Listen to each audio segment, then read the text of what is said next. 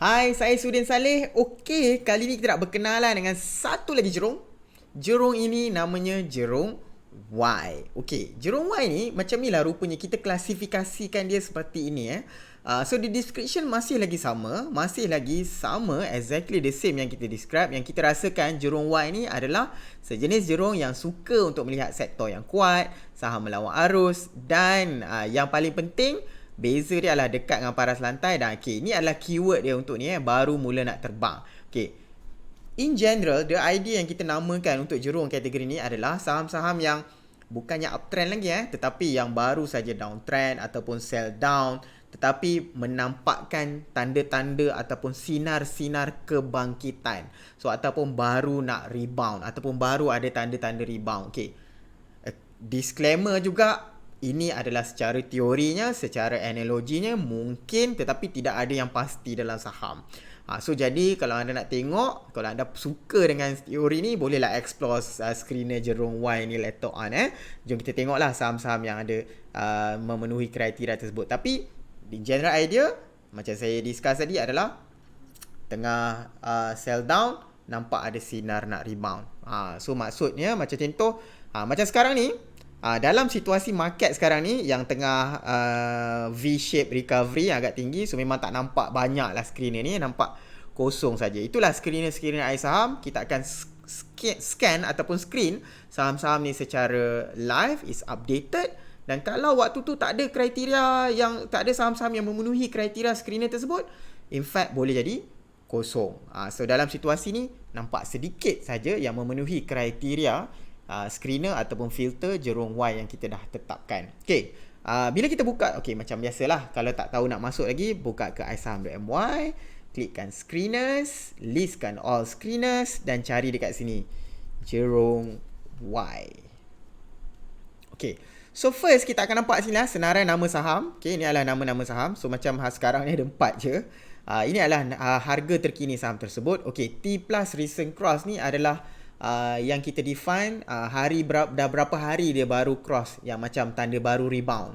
So macam dalam case ni, kalau satu ni maknanya baru 1 hari. Kejap kita tengoklah beberapa saham tu supaya nampak sikit macam mana kriteria dia. iSaham score macam biasa, kadang-kadang kita panggil total score, kadang-kadang kita panggil iSaham score, tapi menggambarkan perkara yang sama.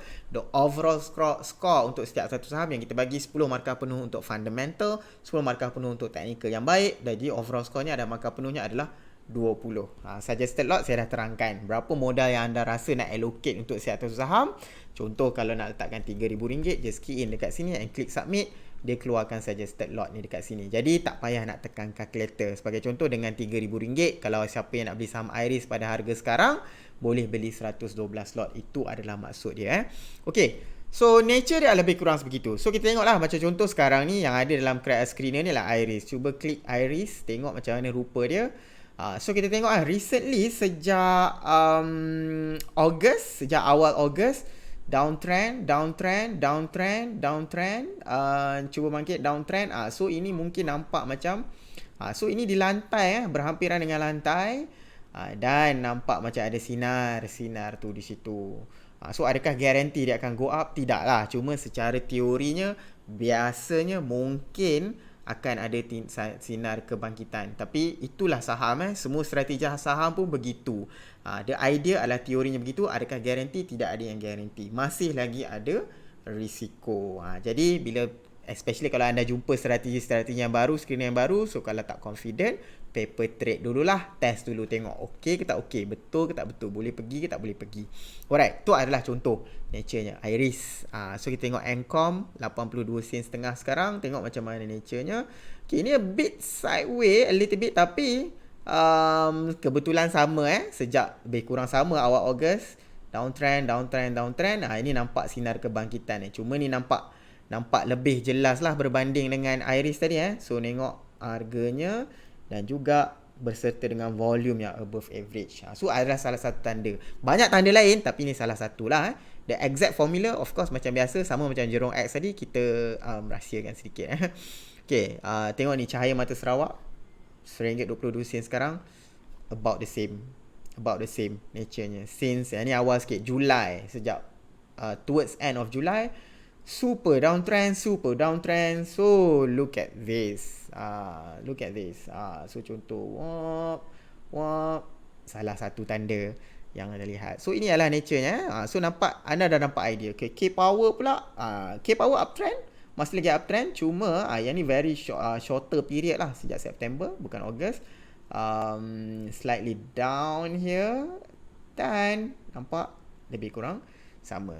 Okay, so the idea is like this. So kalau anda suka saham-saham yang kriterianya lebih kurang begini, and tak nak pening kepala dah nak tengok satu, this is a screener yang kita namakan Jerome Y.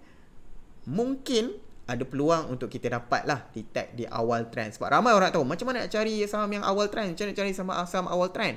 So mungkin ini adalah salah satu daripada formula yang kita boleh mengenal pasti saham-saham yang memenuhi kriteria seperti itu.